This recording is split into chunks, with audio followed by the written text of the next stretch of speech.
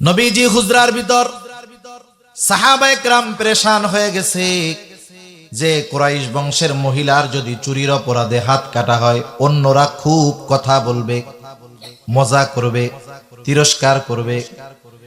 এখান থেকেও একটা বিষয় শিক্ষণীয়, আমাদের এলাকাগুলাই বংশ আছে। আপনাদের এলাকায় কি কি আছে? বংশ আছে না?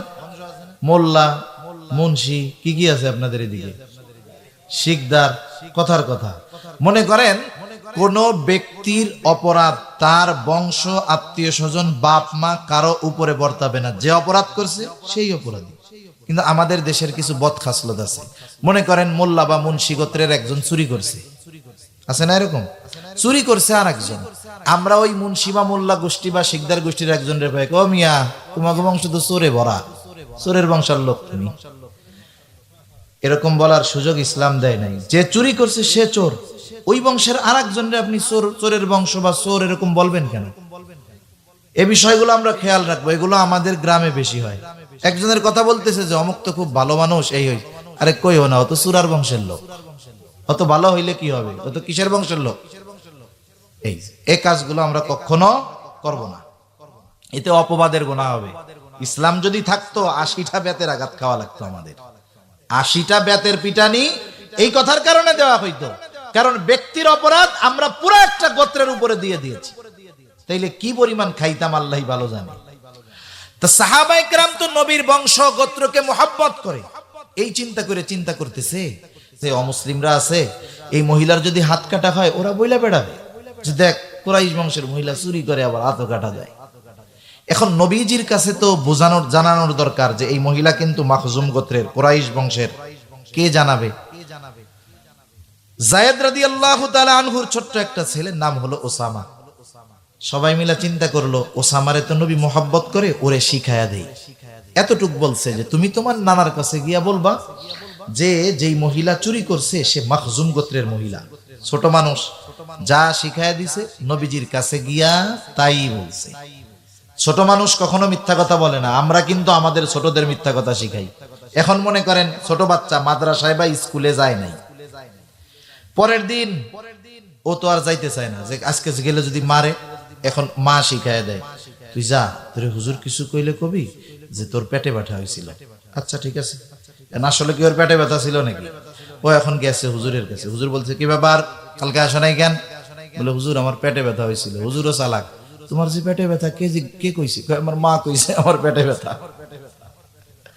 এই যে ছোট বাচ্চা, আমরা এদেরকে মিথ্যা কথা শিখাই দেই। মনে রাখবেন, বাচ্চারা যে খারাপ হয় এটা ওদের কারণে না, আমাদের আচার আচরণের কারণে। আপনি বিড়ি সিগারেট খান, আপনার পোলাপান মানে বাপ মা যেটা করে এমনি বাচ্চারা ওইটারে ভালো মনে করে। আপনি বিড়ি সিগারেট খান, বিড়ি খান, দেখবেন আপনার ছেলে চিন্তা করবে ও এটা তো ফজিলতের কাজ। আপনি ওই খাইয়া ফালাই রেখা যাবেন, আপনি যে ওইদিক যাবেন ও দেখবেন যে হামাগুড়ি দিয়া 2 টান ও মারা সারা। এজন্য আমরা আমাদের ছোট ছোট বাচ্চাদের আমরা খারাপ বানায় ফেলি। তা ছোট মানুষ যা শিখায় দিছে হুবহু নবীজির কাছে গিয়ে বলছে, নানা মহিলার হাত কাটবে, মাখজুম গোত্রের মহিলা। নবীজি বুঝতে পারছে যে ছোট বাচ্চা এই কথা বলে নাই, নিশ্চয়ই তাকে কেউ কথা শিখায় দিছে। নবীজি এবার বাহিরে আসলেন। নবীজি বলতেছেন, তোমরা কি আমাকে এমন বিষয়ের জন্য সুপারিশ করতেছো যেই বিষয়ের শাস্তি কার্যকর করার নির্দেশ দিয়েছেন আল্লাহ? নবীজি এইবার লম্বা খুতবা দিলেন।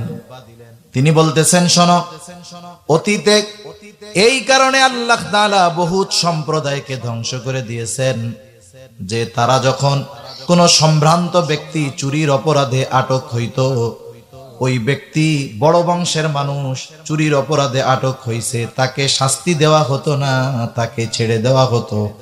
আর যখন কোন দুর্বল মানুষকে একই অপরাধে আটক করা হইতো তার শাস্তি কার্যকর করা হতো। ব্যাংক থেকে ঋণ নেওয়া হারাম, কোনো সন্দেহ নেই, কিন্তু আমি বোঝানোর জন্য কথাটা বলতেছি। অনেক কৃষক কৃষি ঋণ আনে না, সার ওষুধ কেনার জন্য 5,000 10,000 টাকা আনে।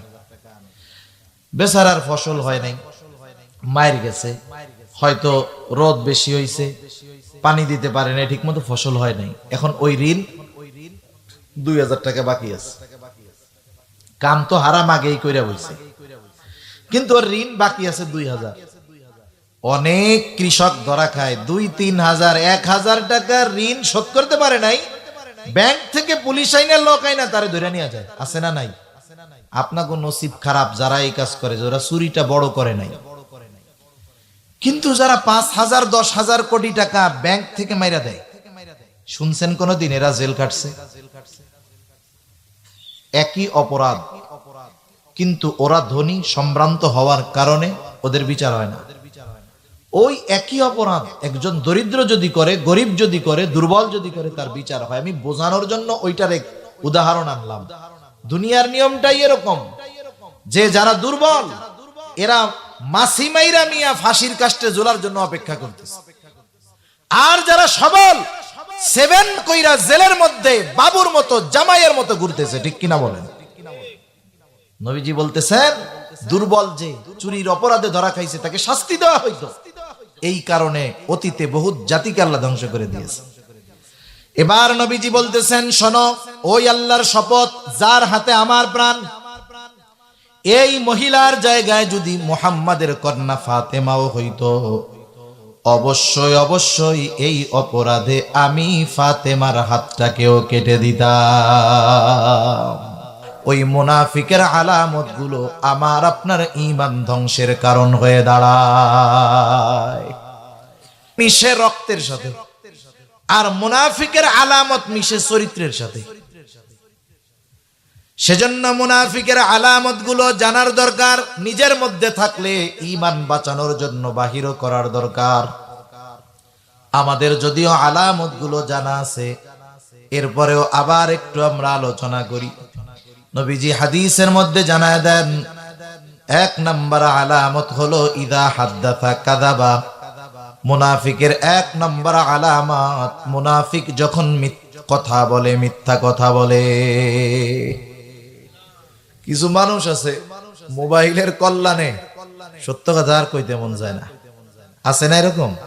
মনে করেন একজন আসতেছে ঢাকার থেকে আসতেছে টুঙ্গিপাড়া এক্সপ্রেসে, আইসা নামবে পুলিশ লাইন।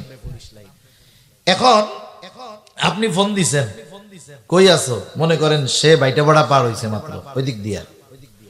ফোনে কইলো এই তো বিজয় পাশা আছে, বিজয় পাশা। এইবার বিজয় পাশা যখন আসতে আবার ফোন দিছেন, কই আছো? কই তো পুলিশ লাইনের কাছাকাছি, ব্রিজের কাছাকাছি চলে আইছে। এখন মনে করেন আল্লাহ না করুক সে রোড অ্যাক্সিডেন্টে মরে গেল।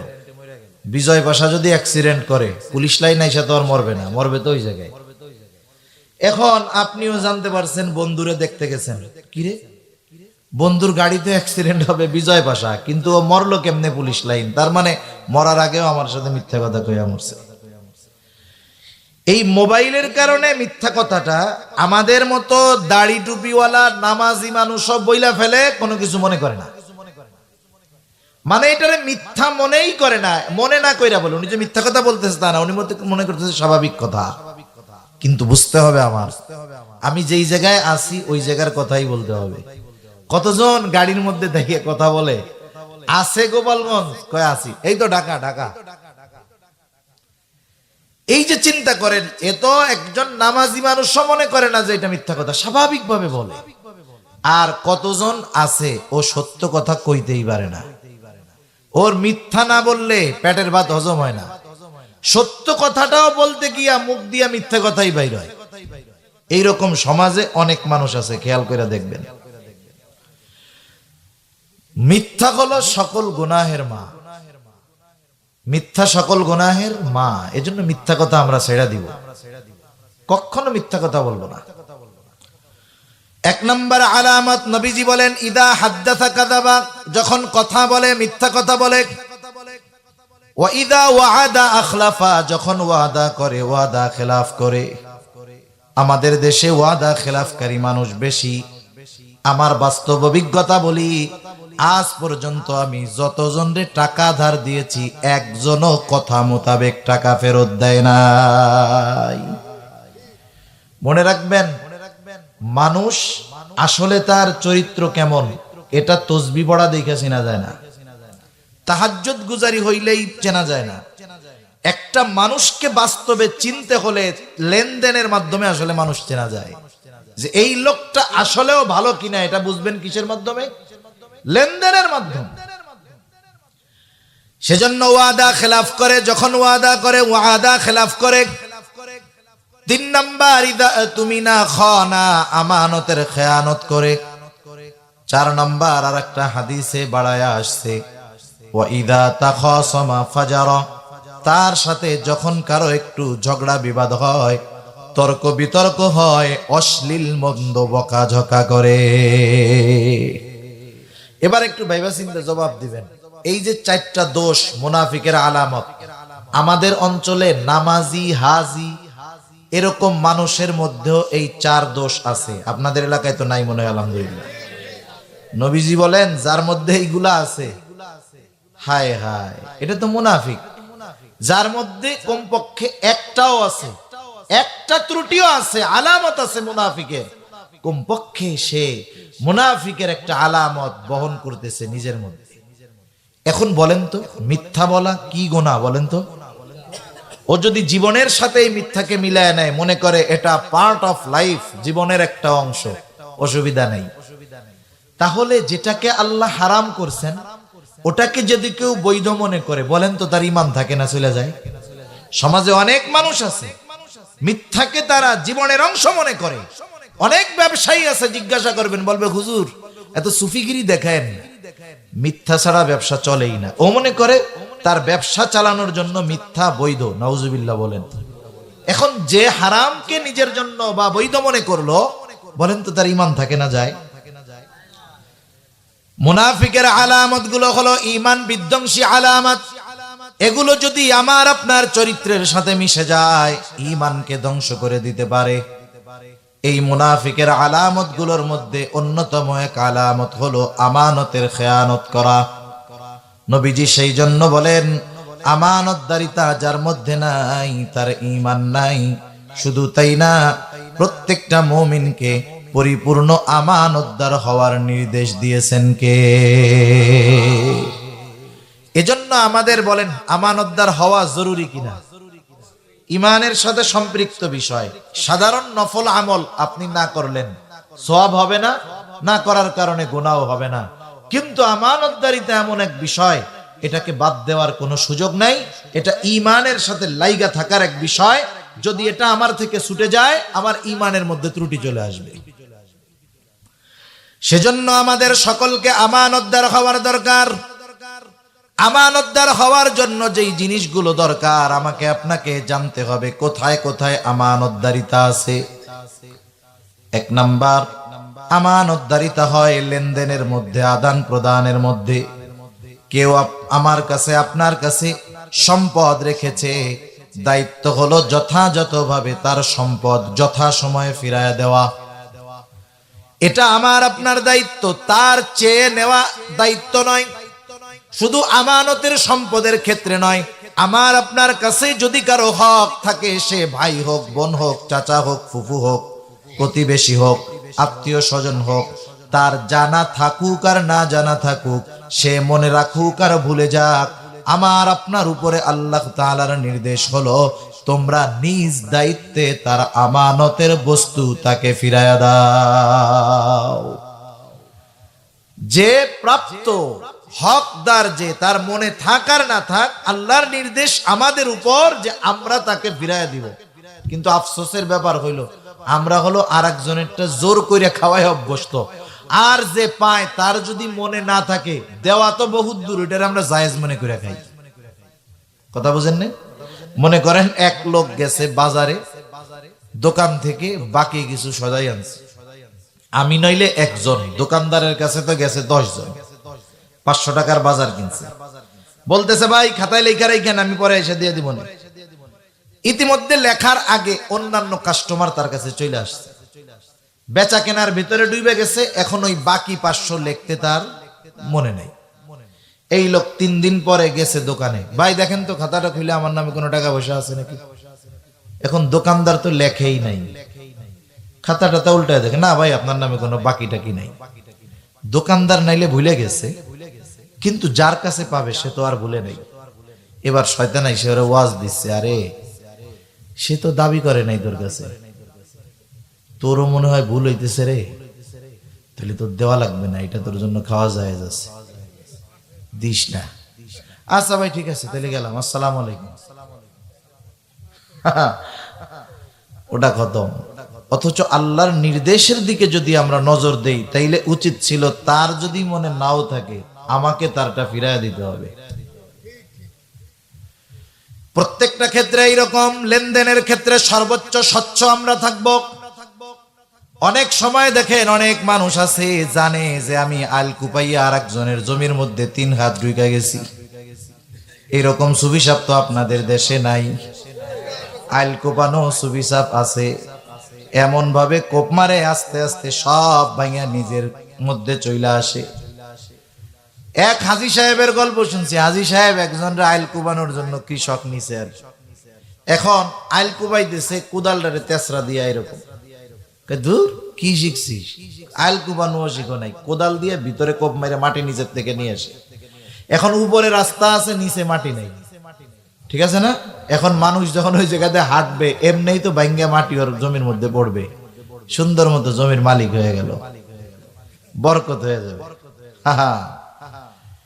এইরকম জেনে শুনে নিজে অনেক সম্পদ আমরা ভোগ করি। আবার অনেক সময় দেখবেন প্রতিবেশীর জমি আমার মধ্যে আছে, আমি জানি 20, 30, 40 বছর ধরে খাইতেছি, ছাড়তে আর মন চায় না। মনে রাখবেন এই সম্পদ গুলাও কিন্তু কিয়ামতের দিন কঠিন আকার ধারণ করবে। নবীজি বলেন, কেউ যদি কারো 1 বিঘত সম্পদ অন্যায় ভাবে দখল করে, কিয়ামতের দিন 7 তবক জমিন তার গলার সাথে পেঁচায়া দেওয়া হবে।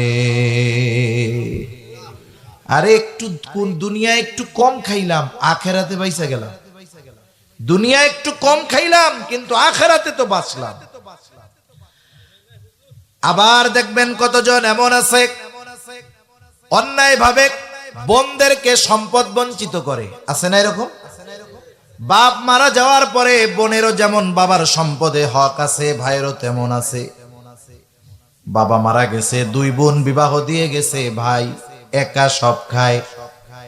6 মাসে বছরে 1 বার 2 বার ভাগ্না ভাগ্নিরা আসে, খুশি সুন্দর মতো কাঁঠাল দুধ আম খাওয়ায়া বাড়িতে পাঠায়া দেয়।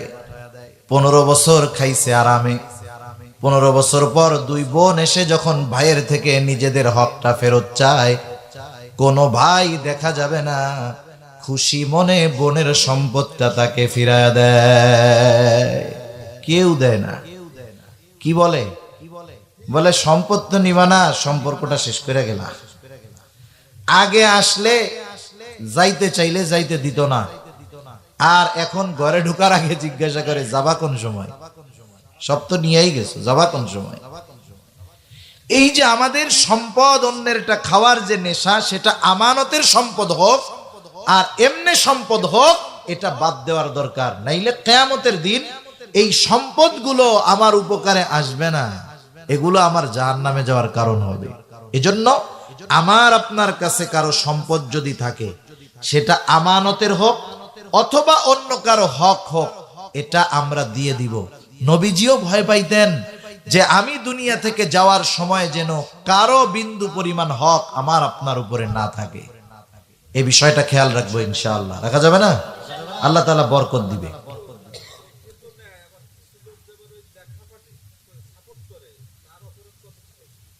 অপরাধের সাপোর্ট যে দিবে, সেও তো অপরাধের সাহায্যকারী হিসাবেই বিবেচিত হবে। এটা তো হক নষ্ট করা। আল্লাহ তাআলা বুঝবার তৌফিক দান করুক। আমাদের আসলে দুনিয়ার মোহাব্বত, দুনিয়ার নেশা। আমরাও কত মুরব্বী দেখছি, ওই 30, 40, 50 বছর আগে মামলা হয়েছে, জমি 8 শতক। মামলা চালাইতে চালাইতে 50 শতকের টাকা চলে গেছে। আছে না এরকম? আরে কোর্ট গুলাই তো এই মামলাই বেশি, আর এই মামলা হলো মামলায় জারিয়া, এর সহজে রায় হয় না, এটার খালি তারিখই পাল্টানো হয়। আমরাও বুঝি না যে কি বলদের বলদ আমরা। নিজেরা পয়সা একটু আপোষ করে নিলে হয়ে যায়, হয়তো একজন একটু বেশি নিল, নইলে একজন একটু কম নিল। 15, 20, 30 শতক নিয়ে কিন্তু গ্যাঞ্জাম লাগে না। দেখা যাবে গ্যাঞ্জাম লাগছে কি নিয়ে? ও কয় যে আমার হয়তো আইদ হাত ঢুকছে ওই জায়গায়, ও কয় না আমার এটুক ঠিক আছে, দে মামলা কোর্টে, দেখা যাবে 5,000 টাকার সম্পদের জন্য 5 লাখ টাকা শেষ। এরকম ঘটে কি ঘটে না? আরে দুনিয়ায় আপনি একটু কম খান, আপনি একটু ছাড় ওরে দেন, কিন্তু দেখা যাবে এই ছাড় দেওয়ার কারণে আল্লাহ তাআলা কিয়ামতে আমারে আপনারে ছাড় দিয়ে দিবে ইনশাআল্লাহ। এই বিষয়গুলো খেয়াল রাখবো। দেখেন দুনিয়াতে সবচাইতে কাছের এবং উপকারী মানুষ হইল প্রতিবেশী। আল্লাহ রাসূল সাল্লাল্লাহু আলাইহি ওয়াসাল্লাম প্রতিবেশীর হকের ব্যাপারে বলতেছেন, জিব্রাইল আমাকে এসে প্রতিবেশীর হকের ব্যাপারে এতটা গুরুত্ব দিচ্ছিল যে আমি এক সময় মনে করছি প্রতিবেশীরে ওয়ারিশ বানায় দেওয়া হবে। অথচ আমাদের গ্রাম অঞ্চলে বেশিরভাগ জায়গায় সবচাইতে বড় দুশমন হইল প্রতিবেশী। একটার সাথে একটা বনে না, একজন আর একজনের চেহারা দেখতে পারে না, অথচ অনেকে গর্ব করে বলে আমার সিনেমার কেডা, আমার ভাই এতগুলো অফিসার, আমার আত্মীয় স্বজন বড় বড় চাকরি করে, ঢাকা শহরে থাকে। বলেন তো আপনার ঘরে যদি আগুন লেগে যায়, আল্লাহ না করুক, এখন আপনার এই বিপদে আপনার সবচেয়ে কাছে কে? প্রতিবেশী। ওরা যদি চিন্তা করে এখন তোর ওই বড় অফিসার ভাই এসে আগুন নিবাক, আমরা খেলা দেখি। এজন্য আমরা প্রতিবেশীদের সাথে সুসম্পর্ক রাখবো। আমার একটু পাওয়ার আছে, আমার রাস্তাটা একটু বড় করার জন্য, একটু সুন্দর করার জন্য আমি আরেকজনেরটা খাবো না, আরেকজনের জমি নাই চলার জন্য আমি তার রাস্তাটা বন্ধ করে দিব না। খবরদার, নবীজি এই ব্যাপারে খুব সতর্ক করেছেন, কারো চলার রাস্তা আমরা বন্ধ করব না। যদি এটা করি, আল্লাহ না করুন, আল্লাহ আমার জান্নাতের রাস্তাটাকে বন্ধ করে দিবে। অনেক মানুষ এরকম আছে, সে কি করে, প্রতিবেশীর চলার জায়গা নাই, রাস্তা নাই, চলতে দেয় না। এমন ভালো মানুষ তো আপনাদের এদিকে নাই মনে হয়। একটু চিন্তা করেন, ও তাহলে রোগীর ওষুধ অনুযায়ী, রোগ অনুযায়ী কাজ হচ্ছে, তাই না? আহা, একটু চিন্তা করে দেখেন কি হবে আল্লাহ যদি আমার জান্নাতের রাস্তা বন্ধ করে দেয়। একটা ভালো প্রতিবেশীর কত দাম জানেন? আমি তো যা বলতে চাইছিলাম ওয়াজ চলে যাচ্ছে আর একদিকে। একটা ভালো প্রতিবেশীর কেমন দাম, ঘটনা আমার মনে আসলো তাই বলি। একজন উত্তম প্রতিবেশী হলো সৌভাগ্যের প্রতীক। আর ধনীরা বিপদে পড়লে জীবনেও ধনীরা দৌড়ায় আসে না, আগে গরিবরা আসে, মনে রাখবেন। আর আমরা গরিবদের উপরে জুলুম করি বেশি, ওদের জমি ওদের সম্পদ আমরা অন্যায়ভাবে দখল দেই বেশি। ঢাকা শহরে একদিন একটা ভিডিও দেখতেছি, একজন দেখাইতেছে আর কি, একটা গাড়িতে ইঞ্জিনে আগুন লেগে গেছে, এটা মনে হয় গত বছর। গাড়ির ইঞ্জিনে আগুন লাগছে, রোডে হাজার হাজার গাড়ি চলতেছে, একটা গাড়িওয়ালাও দাঁড়ায় নাই। ওই লোকটা গাড়ি দাঁড়া করাইছে, পাশের থেকে ওই ভিক্ষুক মিক্ষুক ছোটখাটো ওই যে বস্তির পোলাপান, ওরা কোন জায়গার থেকে পানি পুনি আইনা ওইটা মাইরা গাড়ির ইঞ্জিন নিভাইছে। এখন বলেন তো, এই যে দৃশ্যটা আমরা যে মোবাইলে দেখতে পারলাম, তার মানে কোন আল্লাহর বান্দা ভিডিও করছিল, তাই না? সে কিন্তু ভিডিও করছে ঠিক, কিন্তু বিপদে পড়া লোকের সাহায্যে আগায় আসে নাই। আগায় আসতে ওই রাস্তার ছেলেটা, আগায় আসতে গরিব মানুষটা। এজন্য খেয়াল করে দেখবেন, যখন আমি আপনি বিপদে পড়ি, অসুস্থ হই, তখন আমার ওই গরিব প্রতিবেশী, অসহায় দরিদ্র লোকটাই আমার সাহায্যে, আপনার সাহায্যে আগে আগায় আসে। এজন্য কোটিপতি প্রতিবেশী সৌভাগ্যের প্রতীক না, উত্তম প্রতিবেশী হলো সৌভাগ্যের প্রতীক। এক হিন্দু লোক জমি বিক্রয় করবে, আব্দুল্লাহ ইবনে মোবারক রহমাতুল্লাহি আলাইহির সময়ের ঘটনা। এক অমুসলিম জমি বিক্রয় করবে, জমি বিক্রি করার প্রচার প্রচারণা বিজ্ঞাপন দিছে। আপনাদের এলাকার কোন জায়গার জমির কেমন দাম আপনারা জানেন না? জানেন তো? এখন মনে করেন যেই জমির দাম বাজারে চলতেছে 80,000, 90,000, সর্বোচ্চ 1 লাখ হইতে পারে। ওই জমির দাম যদি 2 লাখ শতক চায়, কি বলবেন? হে মিয়া, 19-20 হইতে পারে। একবারে তুমি 2 গুণ দাম চাইবা, এটা কি মামার বাড়ির আবদার পাইছো নাকি? ওই লোক জমির বিক্রির দাম চাইছে ওই জমির দামের 2 গুণ। কয় গুণ? 2 গুণ। মানুষেরা এবার এসে জিজ্ঞাসা করে, কি ব্যাপার মিয়া, তুমি এই জমি বিক্রয় করবা, জমির দাম কেন 2 গুণ চাও? মানুষেরা তাকে তিরস্কার করতেছে যে তুমি কি মামার বাড়ির আবদার পাইছো, যা চাইবা মানুষ তোমারে তাই দিবে। এইবার ওই অমুসলিম লোকটা বলে, শোনো, আমার এই জমির গুণগান যদি তোমরা জানো তাইলে এর চাইতে বেশি দাম দিয়ে তোমরা কিনতে রাজি হবা। বলে কি তোমার জমির ফজিলত এইটা কও। ওই লোকটা বলতেছে শোনো, আমার এই জমি কিনলে শুধু তুমি জমির মালিক হবা তা নয়, এই জমি কেনার মাধ্যমে তুমি আব্দুল্লাহ ইবনে মোবারকের প্রতিবেশী হয়ে যাইতে পারবা। এইবার মানুষ 2 গুণ দাম দিয়ে ওই জমি কেনার জন্য প্রতিযোগিতা শুরু করে দিচ্ছে। সেজন্য আমরা উত্তম প্রতিবেশী হব। আরেকজনকে একটু ছাড় দিয়ে হলেও, আমি একটু কম খেয়ে হলেও এই দুনিয়ার হায়াতটা যদি পার করে দিতে পারি, অন্যকে যে সুযোগ দিলাম, একটু ছাড় দিলাম, এর বিনিময় আল্লাহ আমাকে পরকালে দিবেন না, এটা হতেই পারে না। এজন্য বোনরা যখন সম্পদের জন্য আসে, আমরা পারলে একটু বাড়ায়া দিয়ে দিব, অসুবিধা কোথায়? আল্লাহ তাআলা বরকত দিবে ইনশাআল্লাহ। তা যে কথার থেকে এত কথা আসলো যে 1 নম্বরে আমানতদারিতা হয় লেনদেনের মধ্যে, আদান প্রদানের মধ্যে। আমরা লেনদেনের ক্ষেত্রে স্বচ্ছ থাকবো সব সময়। আমার আপনার কাছে যদি কেউ আমানত রাখে, হুবহু ওই আমানতের বস্তুটাকেই আমরা সংরক্ষণ করি। 2 নম্বর কথার মধ্যে হয় আমানত। শুধু লেনদেনের ক্ষেত্রে আমানত নয়, বরং কথাও কিন্তু আমানত হয়। রাসূলুল্লাহ সাল্লাল্লাহু আলাইহি ওয়াসাল্লাম বলেন, ইযা হাদ্দাসার রাজুলু সুম্মা ইলতাফাতা ফাহিয়া আমানাতুন। যখন কারো কাছে কোনো কথা বলা হয় আর এদিকে সেদিকে তাকানো হয়, ফাহিয়া আমানাতুন, ওই কথাটাও আমানত হয়ে যায়।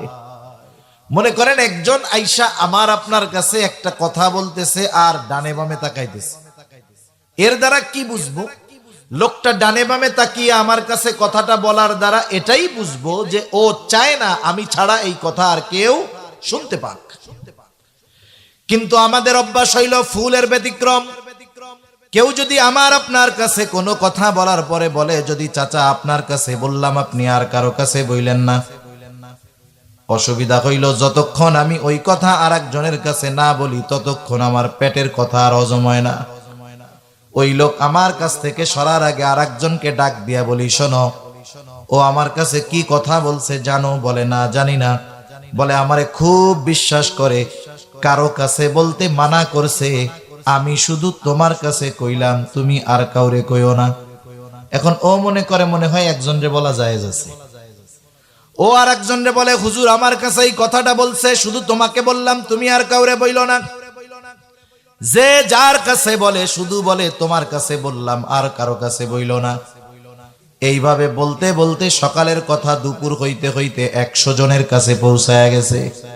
বলেন তো, আমি তো বলছিলাম একজনের কাছে, কথা পৌঁছায়া গেল 100 জনের কাছে। বুঝে থাকলে একটু বলেন তো, খেয়ানত কি একটা আছে নাকি 100টা হয়ে গেছে? রাসূলুল্লাহ সাল্লাল্লাহু আলাইহি ওয়াসাল্লাম জানায় দেন, হাদিসের মধ্যে আসছে, যখন কারো দ্বারা কোনো ভালো কাজের সূচনা হয়, ওই ভালো কাজ যতজন করে দুনিয়ায় যতদিন চলে, ওই ভালো কাজের সওয়াব প্রথম যে শুরু করেছে দুনিয়ায় না থাকলেও কিয়ামত পর্যন্ত যদি তার সূচনা করা ওই ভালো কাজ দুনিয়ায় চলে, ওই ভালো কাজের সওয়াব সে পাইতে থাকবে। আবার কারো দ্বারা যখন কোনো মন্দ কাজের সূচনা হয়, নবীজি বলেন কিয়ামত পর্যন্ত দুনিয়ার জমিনে ওই মন্দ কাজ যতজন করবে সকলের ওই মন্দ কাজের গুনাহ প্রথম যে ওই গুনাহ সূচনা করেছে তার আমল নামায় যোগ হতে থাকবে।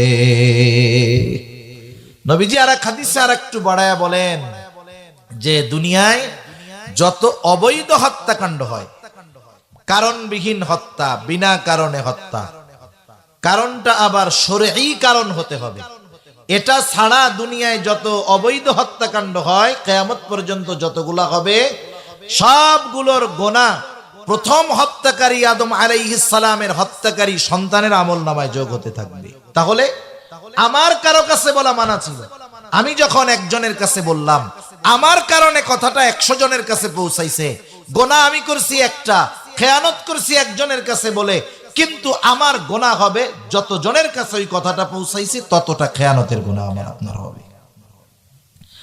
সেজন্য কথাও আমানত, আবার বুঝতে হবে কোন কথা আমানত আর কোন কথা আমানত না। এই কথা শুইনা আপনি বাড়িতে রওনা দিছেন, একজন আপনার একা পাইয়া ডানে বামে তাকায় বলতেছে, চাচা আজকে কিন্তু ওই বাড়িতে আমি চুরি করব। এখন আপনি চিন্তা করতেছেন, একটু আগে হুজুর কি ওয়াজ শুনাইলো, ডানে বামে তাকায় যেই কথা বলবে সেটা আমানত। ও তো ডানে বামে তাকায়া অমকের বাড়িতে চুরির কথা বলল। এখন যদি বাড়িওয়ালার কাছে বইলা দেই তাইলে খেয়ানত, না কইলে তো বাড়িওয়ালার বাড়ি চুরি হয়ে যায়, বিপদ না? এই জন্য একটা মানুষ সাধারণভাবে বুঝে যে কোন কথাটা আমানত, কোন কথাটা আমানত নয়। যেই কথার দ্বারা মানুষের ক্ষতি হতে পারে, দ্বীনের ক্ষতি হবে, রাষ্ট্রের ক্ষতি হবে, ইসলামের ক্ষতি হবে, মানুষের ক্ষতি হবে, এই রকম কথা কানের মধ্যে আইসা যদি মুখ গুজাইয়াও বলে, এটা গোপন রাখার কোনো সুযোগ নাই, বরং বৃহৎ স্বার্থে এই কথাটা প্রকাশ করে দেওয়াটাই জরুরি। ঠিক কিনা বলেন? কোন কথাগুলো তাইলে গোপন করব? কিছু বিষয় আছে যেই বিষয়টা গোপন করলে মানুষের ক্ষতি হবে না, দ্বীনের ক্ষতি হবে না, দেশের ক্ষতি হবে না, কিন্তু বইলা দিলে ওই লোকের ক্ষতি হবে, সম্মানের ক্ষতি হতে পারে, ইজ্জতের ক্ষতি হতে পারে। এই ধরনের কথা আমাদের জন্য গোপন রাখাই গুরুত্বপূর্ণ। অনেক মানুষের অনেক গোপন খবর আমরা জানি। মনে করেন এক লোক ভালো হয়ে গেছে, এখন দিনদার, মুত্তাকি, পরহেজগার, মানুষ তারে ভালো জানে, কিন্তু আপনার কাছে তার এমন কিছু অতীতের গুনার কথা জানা আছে, আপনি সুযোগ পাইয়া মানুষের কাছে তার ওই কথাগুলো বইলা দিলেন। এখন বলেন তো, একটা মানুষ খারাপ থাকতেই পারে অতীতে, আল্লাহর কাছে মাফ চাইছে, আল্লাহ তারে মাফ করে দিতে পারে, এখন সে ভালো মানুষ, মানুষ তাকে সম্মান করে, শ্রদ্ধা করে তার এই বিষয়গুলোর কারণে। যখন আপনি ওই মানুষগুলোর কাছে তার অতীতের ওই বিষয়গুলো বলে দিবেন, বলেন তো মানুষের তার প্রতি সম্মান শ্রদ্ধা কমবে না বাড়বে? বলেন তো ওই লোকটা মানুষের সামনে লজ্জিত হবে কি হবে না? অনেক সময় অনেকে আমার আপনার কাছে অনেকের ব্যক্তিগত পারিবারিক বিষয়ের কথাগুলো বলে, পরিবারের অনেক সমস্যার কথাগুলো বলে। আমরা যখন তার সাথে সম্পর্ক কথাগুলো গোপন রেখা দেই, আবার যখন তার সাথে একটু সম্পর্ক খারাপ হয়ে যায়, তখন মানুষের সামনে তার ওই কথাগুলো বলে দেই, তাকে অপমানিত করি। মনে রাখতে হবে, ওই লোকের ওই কথাগুলো, বিষয়গুলো আমার আপনার কাছে আমানত। আমি যদি তাকে অপমান করার জন্য, লজ্জা দেওয়ার জন্য কথাগুলো মানুষের কাছে বলে দেই, নবীজি জানায় দেন যে একজন মুসলিমের দোষ ত্রুটি গোপন করবে, আল্লাহ তাআলা দুনিয়া এবং আখিরাতে তার দোষ ত্রুটি গোপন করবে। আর এক হাদিসে নবীজি বলেন, কেউ যদি কাউকে অপমান করার জন্য কারো দোষ ত্রুটি বর্ণনা করে, ওই ব্যক্তি যদি ঘরের মধ্যেও বসে থাকে, ওই অবস্থায় থাকা অবস্থায়ও আল্লাহ তাআলা ওই ব্যক্তিকে অপমান করে ছাড়বে। সেজন্য মানুষের কথাগুলো আমার আপনার কাছে আমানত, বললে খেয়ানতের গুনাহ হবে। 3 নাম্বার দায়িত্ব আমানত। সব ধরনের ছোট বড় দায়িত্ব আমানত। আমরা মনে করি রাষ্ট্রের পরিচালক যারা, এরাই মনে হয় শুধু আমানতদার হওয়ার দরকার। না না, আমাদের আফসোস হইল আমরা ওমরের মতো শাসক চাই, ওমরের মতো খলিফা চাই, কিন্তু আমরা আবু হুরায়রার মতো প্রজা হতে রাজি নাই। আমরা যদি আমাদের চরিত্র শোধন করি, আমাদের চরিত্র যদি ঠিক করি, তাহলে আল্লাহ তাআলা আমাদের জন্য চরিত্রবান শাসকের ব্যবস্থা করে দিবে। আমাদের চরিত্র যেমন, আমাদের শাসকদের চরিত্র তার চাইতে আরো কঠিন হবে, এটাই স্বাভাবিক বিষয়। সব ধরনের দায়িত্ব আমানত। এমন এক জামানা এখন মানুষ দায়িত্ব কিনে নেয়। দায়িত্ব কেনে জানেন না আপনারা?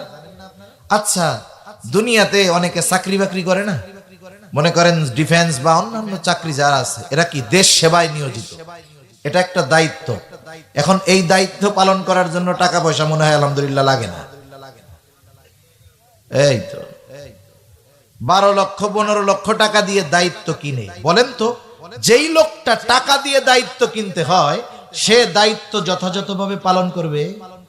করবে না। সে ওই দায়িত্ব তো টাকা দিয়ে কিনে নিয়েছে, এখান থেকে 10 গুণ সে উসুল করবে, এটাই স্বাভাবিক বিষয়।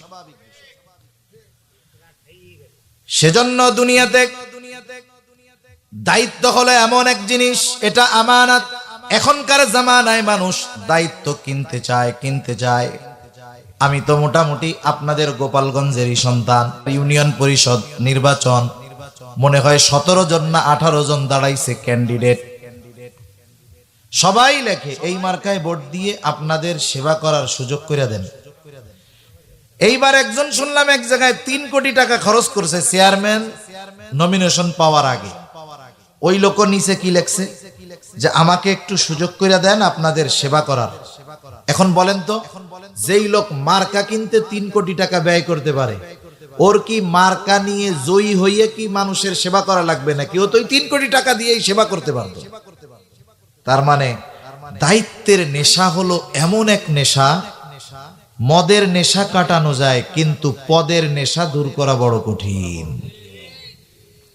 মানুষের পদ পদবি চেয়ারের নেশা এমন এক নেশা, যে মাদকাসক্ত তাকে আপনি পরিবর্তন করতে পারবেন, কিন্তু যাকে চেয়ারের নেশা পদের নেশা পেয়ে বসতে, এর এই নেশা দূর করা খুব কঠিন। এজন্য মানুষ দায়িত্ব নিতে চায় এখন। আগে এক সাহাবীর ব্যাপারে বর্ণনা আছে যে ওনার অনুপস্থিতিতে মজলিসের মধ্যে আলোচনা হয়েছে যে ওই দায়িত্বটা অমুকরে দিলে ভালো হয়। এখনো সিদ্ধান্ত হয় নাই, শুধু কি হয়েছে? আলোচনা হয়েছে। তা আলোচনার মধ্যে যারা ছিল ওর একজন আইসা ওই সাহাবীরে বলছে যে আজকে তো ওই মজলিসেই আলোচনা হইলো, তোমাকে ওই দায়িত্ব দেওয়ার ব্যাপারে একটা আলোচনা হইতেছে। দায়িত্ব কিন্তু দেয় নাই। আমরা তো দায়িত্ব পাওয়ার কথা শুনলে খুশি হইতাম। ওই সাহাবী চিন্তা করতেছে, হায় রে, আলোচনা যেহেতু উঠছে, যদি দায়িত্ব দিয়া দেয় তাহলে কি করব? ও এই চিন্তায় রাতের বেলায় গাঠি গুঠি নিয়ে এলাকা ছেড়ে চলে গেছে। জোর কইরা দায়িত্ব দিতে পারে নাই। আমার আপনার কলিজার টুকরা ইমাম আজম আবু হানিফা রাহমাতুল্লাহি আলাইহি, খলিফা মনসুর ইমাম আবু হানিফাকে বলতেছে আপনি প্রধান বিচারকের দায়িত্ব নেন, প্রধান বিচারপতির দায়িত্ব নেন। হযরত আবু হানিফা রাহমাতুল্লাহি আলাইহি সকলের সামনে খলিফার এই প্রস্তাবকে ফিরায়া দিলেন। খলিফা রাগান্বিত হয়ে ইমাম আবু হানিফার গায়ে চাবুক দিয়ে একটা আঘাত করল।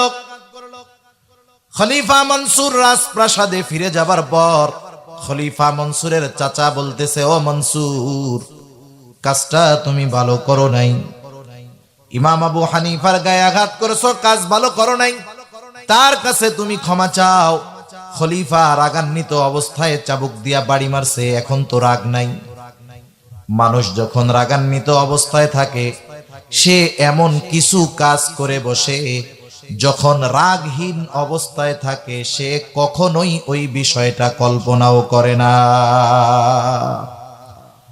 আপনাদের এলাকায় কি এরকম ঘটনা ঘটছে কোন সময় যে 2 পোলা বা 2 মেয়ে, 3 মেয়ে, 1 মেয়ে, মানে সন্তানের বাপ, সন্তান বড় হয়ে গেছে কিন্তু রাগের ঠেলায় বউরে তালাক দিছে?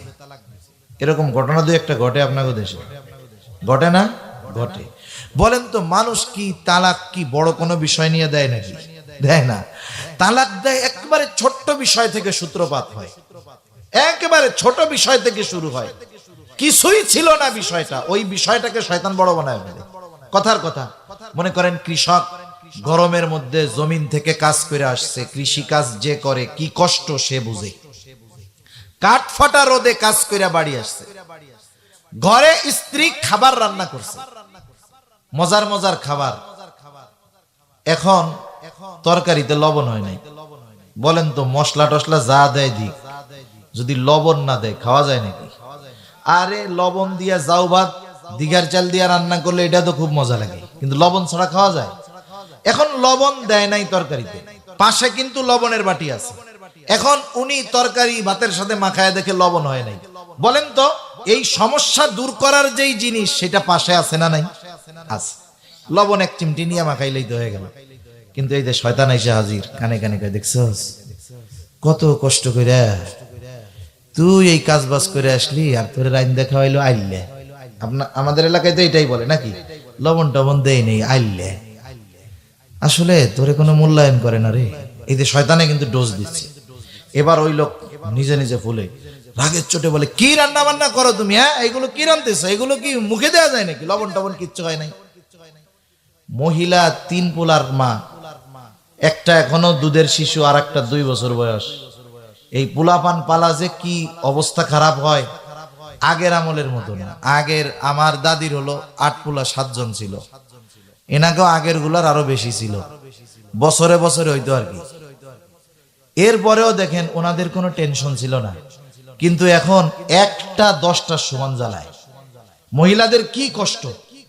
ওই শয়তান যখন এই কথা কইছে, শয়তান মহিলারকে দেখছস একটু তোরে ভালোবাসে না, কার পোলাপান মানুষ করতেছিস, এত কষ্ট করে পোলাপান পেটে রান্না করছিস, সেটাই তো বেশি, লবণ হয় নাই, পাশে লবণ ছিল, নিলেই তো হয়ে যাইতো।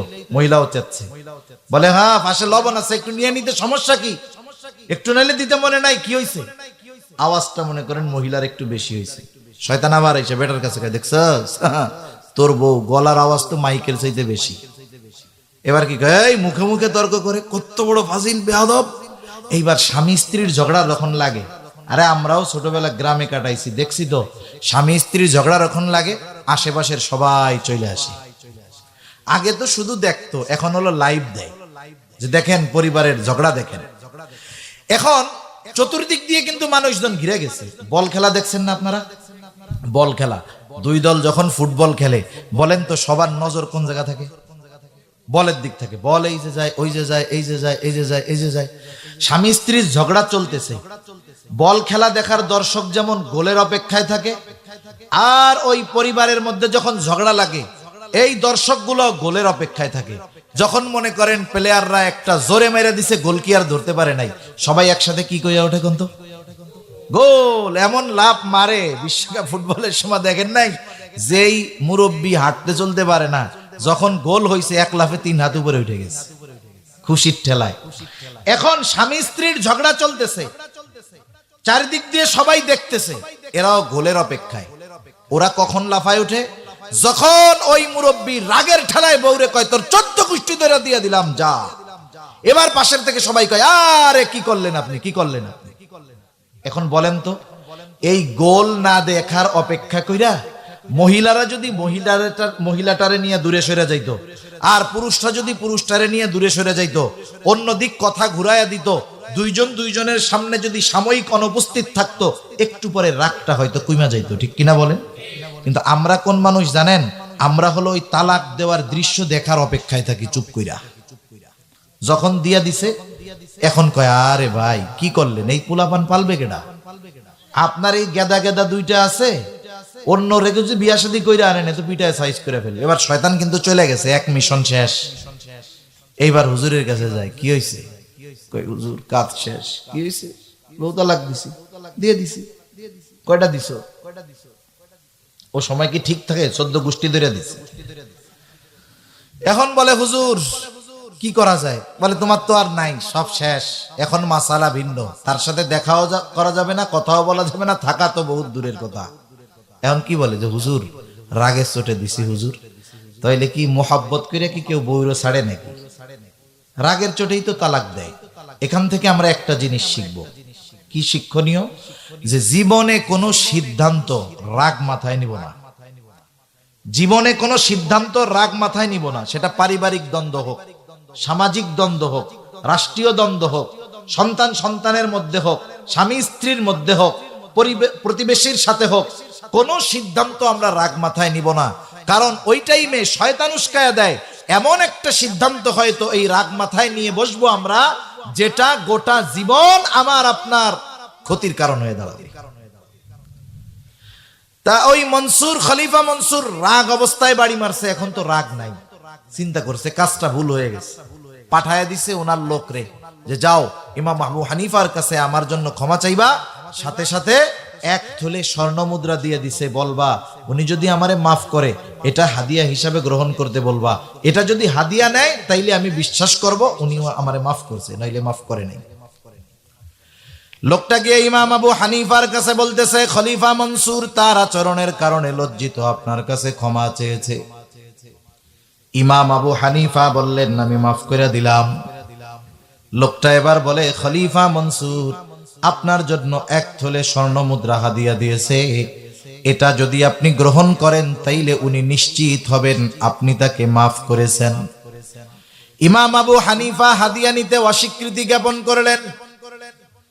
ওই লোকটা বারবার জোরাজুরি করার পরে বলতেছে, তোমার খলিফা যে আমাকে হাদিয়া দিল, উনি এত স্বর্ণ মুদ্রা পাইলেন কোথায়? বলে, উনি পাবে কোথায়? উনি এটা কোষাগার থেকে দিয়েছে, উনি রাজকোষ থেকে দিয়েছে, বাইতুল মাল থেকে দিয়েছে। ইমাম আবু হানিফা বললেন, শোনো, খলিফার জন্য নির্ধারিত একটা ভাতা ছিল। আমাদের দেশের একেবারে মেম্বার থেকে নিয়ে রাষ্ট্রপতি পর্যন্ত একটা ভাতা আছে না নাই? খলিফা যারা ছিল এদেরও একটা মাসিক ভাতা থাকতো। ইমাম আবু হানিফা এইবার কঠোরতার সাথে বললেন, তুমি তোমার খলিফাকে গিয়ে এটা ফেরত দিবা এবং বলবা যে রাষ্ট্রীয় কোষাগার থেকে তাকে যা ভাতা দেওয়া হয় ওর বাহিরে একটা পয়সা নেওয়া তার জন্য বৈধ নয়। একটা টাকাও ব্যক্তিগত কাজে সে ব্যবহার করতে পারবে না, এ সুযোগ তাকে দেওয়া হয় নাই। আফসোসের সাথে বলতে হয়, কি বলবো, কথা বললে নিজের গায়ের উপরে আইসাও পড়তে যায়। এদেশে হাজার হাজার উলামায়ে কেরাম আছেন, মানুষের জন্য, দ্বীনের জন্য যাদের অবদান আছে, আসলে তাদেরকে আমরা যথাযথভাবে মূল্যায়ন করতে পারি নাই। কিন্তু এ দেশে একটা সিনেমায় অভিনয় কইরা রাজউক থেকে 10 কোটি টাকার প্লট পাওয়া যায়। বুঝতে হবে ওই সম্পদটা কারো ব্যক্তিগত সম্পদ নয়, ওই সম্পদের মালিক হলো দেশের জনগণ। প্রত্যেকটা জিনিসের হিসাব কিয়ামতে দেওয়া লাগবে। খলিফা মনসুর, তার কাছে যখন আইসা বলা হলো ইমাম আবু হানিফা এটা বলছে যে আপনি যদিও রাষ্ট্রের সেবক, কিন্তু রাষ্ট্রের সম্পদ আপনি যেখানে চান সেখানে ব্যবহার করতে পারবেন না। আপনি চাইলেই যাকে খুশি হাদিয়া দিয়ে দিতে পারবেন না। আপনার অধিকার আছে শুধু ওই পরিমাণে যতটুকু আপনার জন্য নির্ধারিত ভাতা। খলিফার ইগোতে লাগছে, কত বড় কথা আমারে আইন শিক্ষা দেয়। এইবার ফোর্স পাঠায়া দিছে, ইমাম আবু হানিফাকে জেলখানার মধ্যে আটকায়া ফেলছে। জেলখানায় শুধু চোর চিটিংবাজ যায় না, ভালো মানুষও যায়। জেলখানায় ভালো মানুষদেরও যাওয়া লাগে। জেলখানায় তো নবীরাও গেছে, অতীতের মানুষরাও গেছে। কিয়ামত পর্যন্ত জালেমের জেলের মধ্যে উলামায়ে কেরাম, ভালো মানুষদের যাওয়া লাগতে পারে, স্বাভাবিক বিষয়। এই জন্য আমরা অনেক সময় বুঝি না, আমরা মনে করি জেলে গেলেই মনে হয় খারাপ মানুষ। বিষয়টা এমন না। স্বাধীনতার স্থপতি বঙ্গবন্ধু শেখ মুজিবুর রহমান জেলে যাওয়া লাগছে না? জেলে গেছে। আমাদের মাননীয় প্রধানমন্ত্রী জেলে যাওয়া লাগছে না? লাগছে। জেলে গেলেই খারাপ মানুষ তা না, ভালো মানুষেরও জেলে যাওয়া লাগে। ইমাম আবু হানিফাকে আটকায় দিছে, প্রতিদিন চাবুক দিয়ে বাড়ি মারা হতো, আঘাত করা হতো, আর বলা হতো, ইমাম আবু হানিফা আপনি যদি প্রধান বিচারকের দায়িত্ব গ্রহণ করেন ছেড়ে দেওয়া হবে। উনি প্রধান বিচারকের দায়িত্ব গ্রহণ করেন নাই। ঐতিহাসিকদের থেকে দুইটা মত পাওয়া যায়। একটা হলো ওনাকে জেলখানার মধ্যে খাবারে বিষ প্রয়োগ করে হত্যা করা হলো, আর একটা হলো উনি যখন প্রচন্ড অসুস্থ হয়ে গেলেন বাড়িতে পাঠায় দেওয়া হলো, গৃহবন্দী করে ফেলা হলো। ওই অবস্থায় তিনি দুনিয়া থেকে বিদায় নিলেন। ওনার ছাত্ররা ওনারে জিজ্ঞাসা করছে, ও ইমাম আজম আবু হানিফা, আপনাকে প্রধান বিচারকের দায়িত্ব গ্রহণ করতে বলা হলো, যোগ্যতা থাকা সত্ত্বেও কেন আপনি গ্রহণ করেন নাই? আপনি তো যোগ্য ব্যক্তি ছিলেন, অযোগ্য ছিলেন না। আপনি চাবুকের আঘাত সহ্য করলেন, কিন্তু আপনি এই দায়িত্ব গ্রহণ করলেন না, কারণ কি? ইমাম আবু হানিফা বললেন, শোনো, আমি যেই দায়িত্ব নেই নাই, ওই দায়িত্বের ব্যাপারে আল্লাহ কিয়ামতের দিন আমাকে জিজ্ঞাসা করবে না। কিন্তু যদি কোনো দায়িত্ব নেই, ওই দায়িত্বের ব্যাপারে আল্লাহ জিজ্ঞাসা করবে। আমি যদি প্রধান বিচারকের দায়িত্ব নিতাম, বিচার কার্য পরিচালনা করতে গিয়ে যদি কারো হক নষ্ট হয়ে যাইত, কিয়ামতের দিন আমাকে খেয়ানতের বোঝা নিয়ে আল্লাহর সামনে দাঁড়ানো লাগতো। আবু দাউদের হাদিস, নবীজি বলেন, আমাদের মধ্যে যখন কাউকে কোনো দায়িত্ব দেওয়া হয়, কেউ যদি ওই দায়িত্বের সুচ পরিমাণ খেয়ানত করে, সুচ পরিমাণ চিন্তা করে দেখেন, একটা সুচ কয় টাকা, কতটুকু জায়গা খাইতে পারে।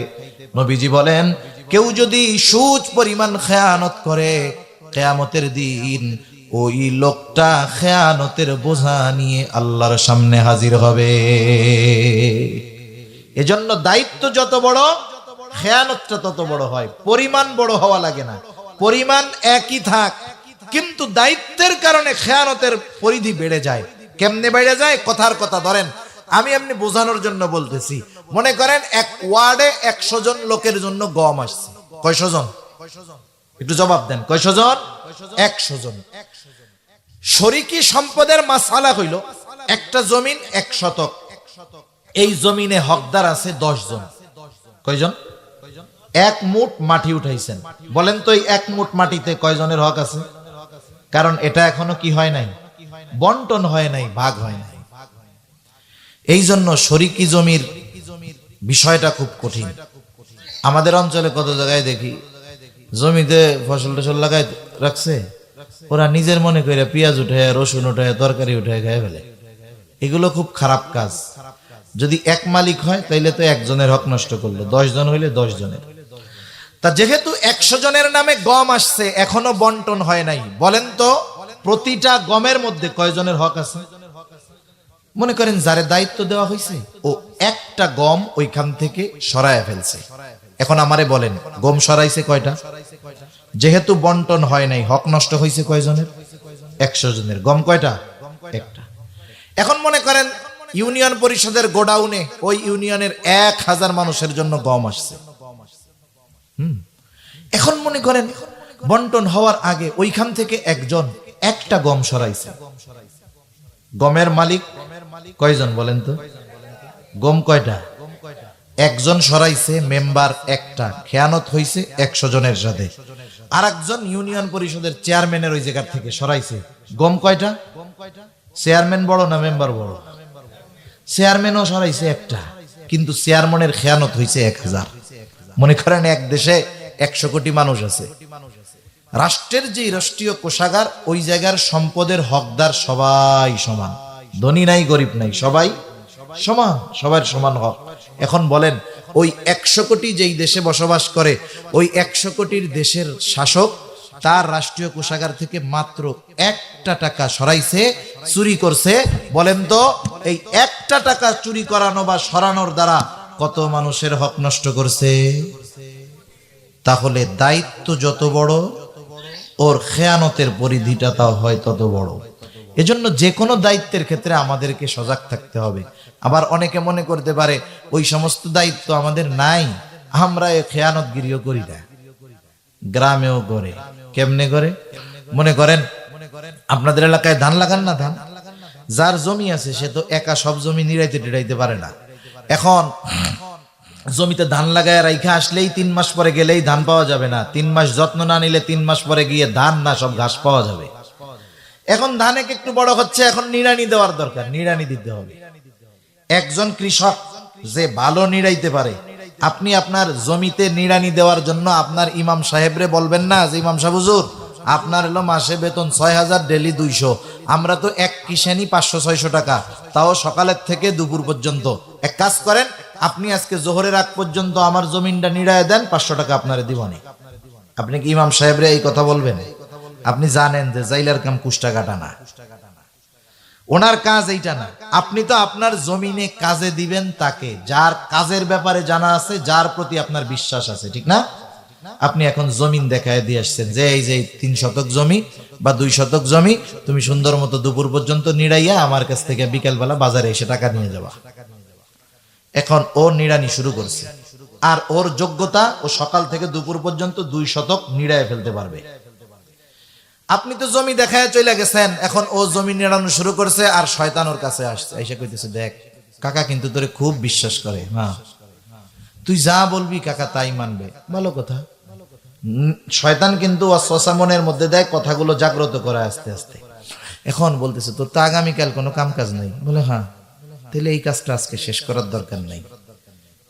ইচ্ছা করে ঢিল দিয়ে দিয়া অর্ধেক কর, কাকারে গিয়ে বলবি, কাকা তোর কথা বিশ্বাস করবে। এইবারও সুন্দর মতো অর্ধেক কাজ করে বিকালবেলা চাচার সাথে দেখা করতে গেছে। চাচা কিছু বলার আগেই চাচার উপর একটু গরম ভাব নিয়ে বলে, ওরে কাকা, কি জমি নিতে যে আমারে কাজ দিয়ে আসলেন? আপনার এই উপরের ঘাস আপনি দেখছেন, নিচের শিকড় একটা এইরকম লম্বা। আরে আমি এই জন্য 1 শতক হইছে, অন্য কেউ হইলে 8 শতক পরিষ্কার করতে পারতো না। চাচা খুশি হবে না? যে অন্য কেউরে দিলে তো 4 কিষান লাগতো, ওরে দিলে 2 কিষান। আলহামদুলিল্লাহ বাপ, বাকিটাও কালকে শেষ করে দিও। আর আপনি মনে মনে চিন্তা করতেছেন, যাক 2 দিনের কাম বাগায় নিলাম।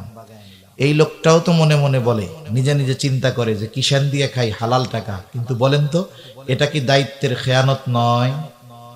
এখন তো বেকু মেশিন দিয়ে মাটি কাটে, আগাইনে মাটি কাটা দেখছেন? ওরা যে কেন মাটি কাটতে যাইতো আমি বুঝি না। কোদাল পিছনে যাইতো আর সামনে আসে না। 10 কোদাল 9 মারতে মারতেই বিড়ি খাওয়ার টাইম, একটু পরেই দুপুরের টাইম, আজান দিলেই কাম শেষ। কি ফাঁকি যে এই মানুষগুলো দিছে। আমার আফসোস লাগে এই মানুষগুলোর জন্য, যে এরা পরিশ্রম করেছে ঠিক, কিন্তু পরিশ্রমের পরেও এদের উপার্জন 100% হালাল হয় নাই। এগুলো আমাদের গ্রামের সমস্যা। এগুলো যদি আমরা করি, তাহলে নিঃসন্দেহে খেয়ানতকারীদের তালিকায় আমার আপনার নাম চলে যাবে। এজন্য যেই দায়িত্ব আমাকে দেওয়া হবে, যেই দায়িত্বটা আমি নিব, এটা যথাযথভাবে পালন করব ইনশাআল্লাহ। করা যাবে না? তাহলে 3 নাম্বার আমানতদারিতা হয় দায়িত্বের মধ্যে। 4 নাম্বার শরীয়তের সকল বিধিবিধান আমানাত। ইন্না আরাদনাল আমানাতা আলাস সামাওয়াতি ওয়াল আরদি ওয়াল জিবাল ফাআবাইনা আন ইয়াহমিলনাহা ওয়া আশফাকনা মিনহা ওয়া হামালাহাল ইনসান। আল্লাহ তাআলা বলেন, আমি এই আমানত আসমানের কাছে, জমিনের কাছে, পর্বতের কাছে পেশ করলাম। তারা এই আমানত বহন করতে অস্বীকৃতি জ্ঞাপন করলো। ওয়া হামালাহাল ইনসান, মানুষ এই আমানত বহন করলো। কি সেই আমানত? কোন মুফাসসির বলেন সেই আমানত হলো কোরআন, কোন মুফাসসির বলেন সেই আমানত হলো শরীয়তের সকল বিধিবিধান। এক কথায় একই কথা, শরীয়তের সকল বিধিবিধান এটা আমাদের উপরে আমানত। আল্লাহ তাআলা যত আদেশ করেছেন সব আমানত, যত নিষেধ করেছেন সব আমানত। আদেশ কি? নামাজ পড়তে হবে। আদেশটা কার? এখন কেউ যদি নামাজ না পড়ে, বলেন তো নামাজ না পড়ার একটা গুনাহ আছে না নাই? একজন যখন নামাজ পড়ে না, 1 নম্বরে সে আল্লাহর আদেশ অমান্য করে, এর দ্বারা সে আল্লাহর আমানতের খেয়ানতকারী হিসাবে সাব্যস্ত হয়। 2 নাম্বার, নামাজটা না পড়ার যেই গুনাহ, সেই গুনাহ তার আমল নামায় যোগ হয়ে যায়। আবার নিষেধ, হারাম খায়ও না, কাউরে বকা দিও না, মিথ্যা কথা বইলো না। কেউ যদি এই নিষেধ অমান্য করে, এটা ছিল আমানত, খেয়ানতের গুনাহ হয়। 2 নাম্বার, আদেশ অমান্য কইরা যেই গুনাহটা করে, ওইটার একটা পাপ, যেই কাজটা করে সেটার একটা গুনাহ তার আমল নামায় লেখা হয়। এই জন্য আল্লাহর যত আদেশ নিষেধ আছে সেগুলো আমানত। 5 নাম্বার, আমার আপনার জানমাল, এটাও আল্লাহর পক্ষ থেকে আমার আপনার কাছে আমানত। যদিও আল্লাহ তাআলা জানমাল ব্যবহারের অনুমতি দিয়েছেন, তবে এমন কোন জায়গায় জানমাল ব্যবহার করা যাবে না যাতে নাফরমানি হয়, যাতে আমার ক্ষতি হয়, যাতে মানুষের ক্ষতি হয়। মাঝে মধ্যে আমানতের, আল্লাহর দেওয়া আমানতের টাকা দিয়ে বিড়ি সিগারেট কিনে খাওয়া যাবে? যাবে? যাবে না। 1 নাম্বার অপচয়, 2 নাম্বার জানটাও তো আমানত, ওইটা খাওয়ার দ্বারা ক্ষতি হবে, তাহলে মালেরও খেয়ানত হবে, জানেরও খেয়ানত হবে। এগুলো আমরা বাদ দিব, এগুলো করা যাবে না। টাকা পয়সা দিয়ে সুদে লাগানো যাবে মাঝে মধ্যে, কি করেন? আল্লাহর টাকা সুদে লাগাই একটু বাড়াইলাম, এ কাম করা যাবে? গ্রামে ঘরে ঘরে সুদ পৌঁছায় গেছে।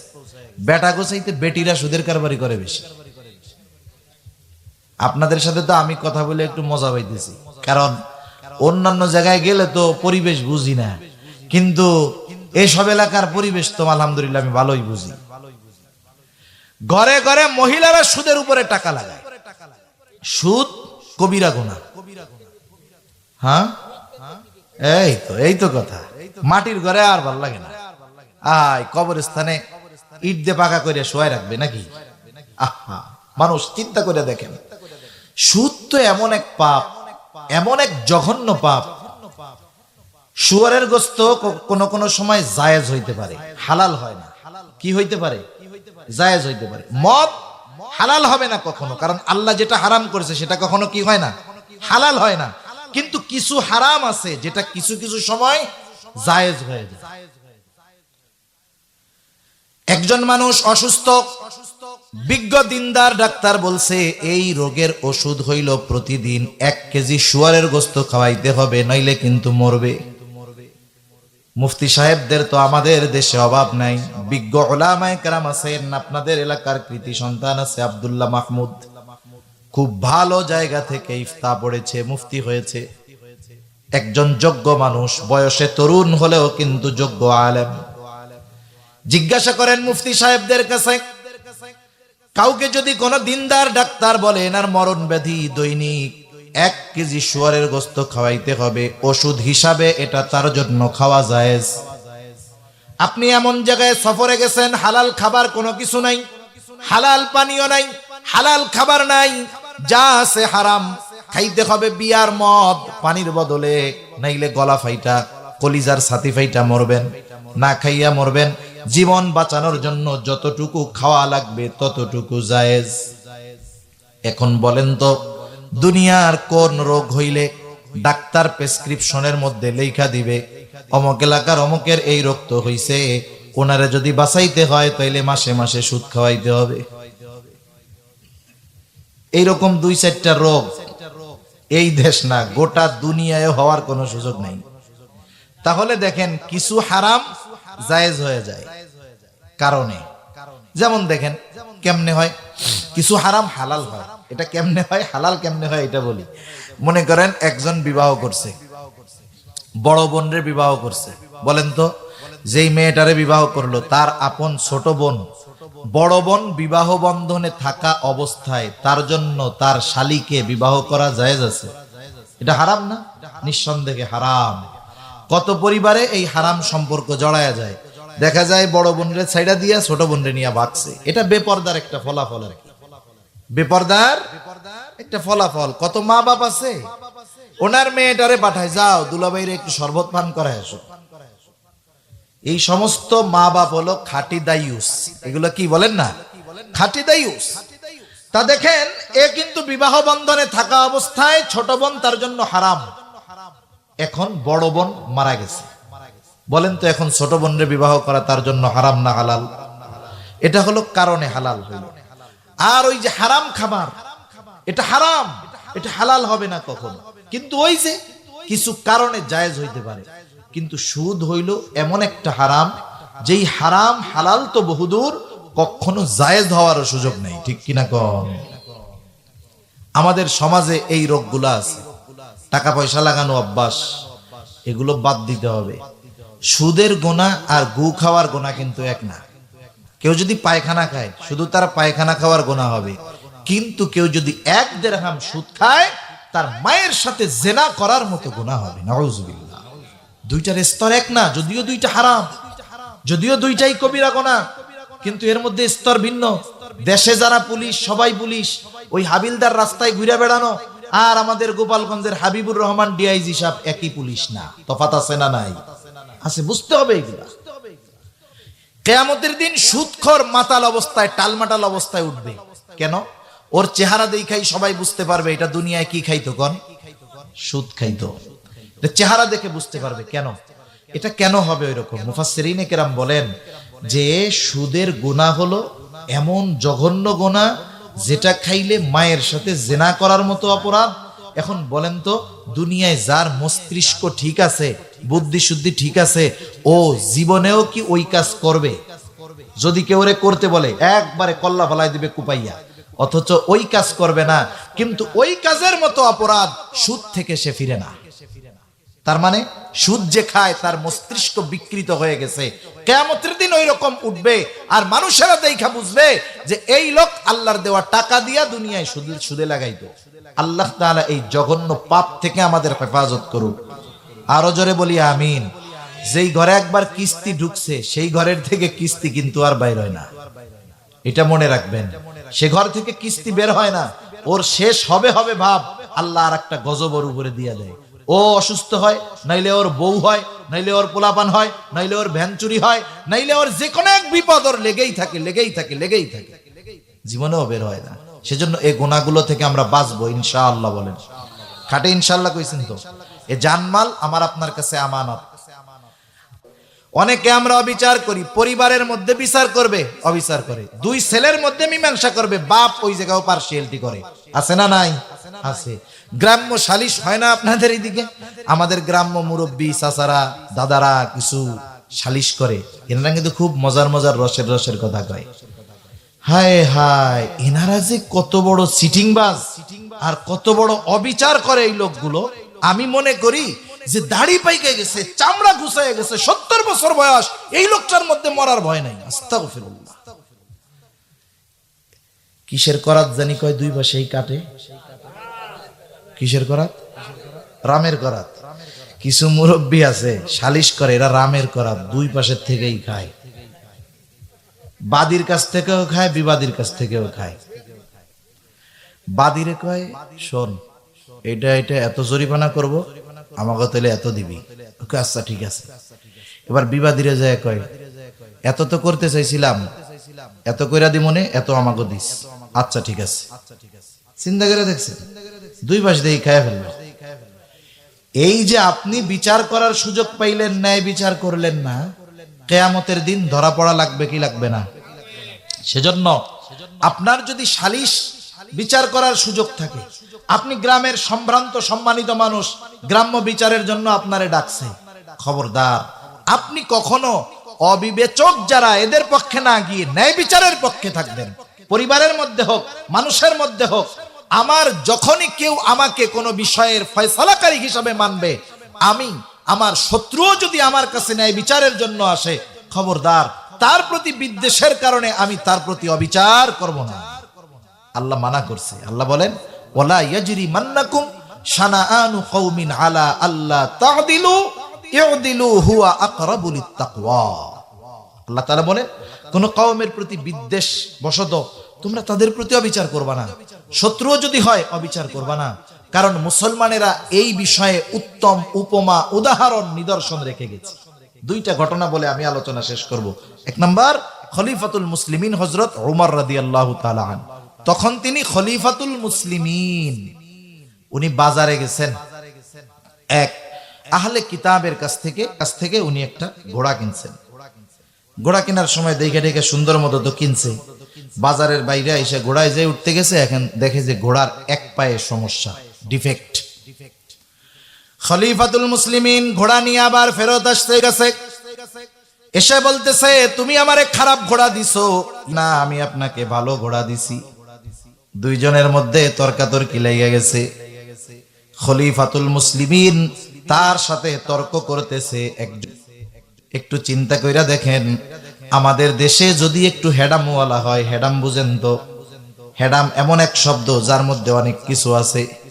যদি একটু প্রভাবশালী হয়, পাতি নেতাও যদি হয়, তার চাইতে ছোট কেউ যদি ন্যায়ভাবে তার সাথে কোনো বিতর্ক করে, সে কিন্তু তার পাওয়ারটা প্রদর্শন করে। কত বড় সাহস, আমি অমুক ভাইয়ের লোক, আমার উপরে জোর করে কথা বলে না, এরকম চিনো আমার একটা কলার টান দিয়ে ছিড়াই বেলায়। অথচ একজন অমুসলিম সে তর্ক করতেছে কার সাথে? খলিফাতুল মুসলিমিনের সাথে। গোটা পৃথিবীর স্থলভাগের 3 ভাগের 1 ভাগ যার আঙ্গুলের ইশারায় চলে, তার সাথে তর্ক করতেছে। হযরত ওমর রাদিয়াল্লাহু তাআলা আনহু তাকে প্রস্তাব দিলেন, বললেন, ঠিক আছে, তোমার আর আমার মধ্যে এই বিষয়ের সুরাহা করে দিবে, এই জন্য তৃতীয় আরেকজনকে ডাকো। নিজের ধর্মের কাউকে ডাকে নাই, ডাকছে সুরাই। কে সুরাই? বলতেছে খলিফাতুল মুসলিমিন, উনি আমার আপনার মাঝে সমস্যাকে সমাধান করে দিবে। এইবার সুরাই সুন্দরভাবে দুইজনের কথা একেবারে যথাযথভাবে শুনলেন। বিচারকের জন্য কিছু আদব আছে, কিছু করণীয় বিষয়গুলোর মধ্যে একটা হলো বাদী বিবাদী উভয়ের কথা সম গুরুত্ব সহকারে কথাগুলো শুনতে হবে। আমাদের যদি বাদী পাওয়ারফুল হয়, তাহলে বিবাদীর কোনো কথাই বিচারক শুনে। আবার যদি বিবাদী পাওয়ারফুল হয়, বাদী যে মামলা দিছে না, এর কোনো কথাই গোনায় ধরে না, বরং ওরে কয় তুই বাইসা আসোস আলহামদুলিল্লাহ, মামলাটা উঠাই ফেলা। আছে না নাই? কিন্তু বিচারকের জন্য ইনসাফ হলো, করণীয় হলো বাদী বিবাদী যে হয় হোক, দুজনেরই কথা সমগুরুত্ব সহকারে শুনতে হবে। উনি দুইজনের কথা শুনছেন, শোনার পরে বলতেছে খলিফাতুল মুসলিমিন আপনি কি চান, আপনার চাওয়াটা কি এটা বলেন। বলে আমি তার এই ঘোড়াটা ফেরত দিতে চাই। সে ফেরত নিতে চায় না, সে খারাপ ঘোড়া দিচ্ছে। এইবার সুরাই প্রশ্ন করতেছে খলিফাতুল মুসলিমিন আপনি যখন ঘোড়াটা তার কাছে কিনছেন কেমন ছিল? বলে তখন তো ভালো ছিল, আমি বাজার থেকে বাহির হইছি, এরপরে সমস্যাটা দেখা দিয়েছে। এইবার সুরাই বলতিছে খলিফাতুল মুসলিমিন ও আপনার ঘোড়া ফেরত নিতে বাধ্য, তবে শর্ত হলো আপনি যেমনটা কিনেছেন তার কাছে তেমনটাই ফেরত দিতে হবে। বিচারের রায় গেছে কার পক্ষে? খলিফাতুল মুসলিমিন। পাওয়ার কি কম নাকি? বিচারকরা কইতে পারতেন না ওই মিয়া কি বিচার করলা? বিচারক তো তেল মারতে গিয়া কইতে পারতো খলিফা আপনি ঠিক বলছেন, আপনি ঠিকই বলছেন। বাংলাদেশ না গোটা দুনিয়ায় হইলে তাই হইতো। এখন কি হইল? হযরত ওমর রাদিয়াল্লাহু তাআলা একটু চুপ হয়ে গেছে। একটু পরেই তিনি পরক্ষণেই বলতেছেন হ্যাঁ এটাই ন্যায় বিচার। কি বললেন উনি? হ্যাঁ এটাই ন্যায় বিচার। আমাদের দেশের বিচারকরা যদি ন্যায় বিচার করে, বলেন তো পুরস্কার না তিরস্কার? আমেরিকা তো ভালোই তাইলে। খলিফাতুল মুসলিমিন তখন শুরাইরে বলতেছে তুমি আজকেই চলে যাও, কুফায় চলে যাও, কুফার প্রধান বিচারকের আসন খালি। খলিফাতুল মুসলিমিন শিল সাপ্পর দিয়া পাঠায়া দিলেন যে আজকে থেকে আমি এই শুরাইহকে কুফার প্রধান বিচারক হিসাবে নিয়োগ দিয়ে দিলাম। সুবহানাল্লাহ। দুইটা বিষয় খেয়াল করে দেখেন, একটা হলো ন্যায় বিচার করার ইচ্ছা, আর একটা হলো ন্যায় বিচার মানার ইচ্ছা। আমাদের দুর্ভাগ্য এই দুইটার একটাও আমাদের মধ্যে নাই। বিচারকরাও ন্যায় বিচার করে না, আমরাও ন্যায় বিচার মানি না। তাইলে এ দুনিয়ায় সুবিচার, ইনসাফ, ন্যায় পরায়ণতা কিভাবে থাকবে? বরং ন্যায় বিচারের কথা যারা বলবে এদেরকেও অবস্থা আমরা অনেক সময় পারলে টাইট করে দিই। ঠিক কিনা বলেন? কাজী শুরাই ওই যে কুফার প্রধান বিচারক হইছেন আমিরে মুয়াবিয়া রাদিয়াল্লাহু তাআলা আনহুর সময় পর্যন্ত নিষ্ঠার সাথে এই দায়িত্ব উনি পালন করে গেছেন। এবার একটা হাদিস থেকে শোনায় আমি আলোচনা শেষ করে দিব। নবীজির কাছে এক মহিলার চুরির বিচার আসছে।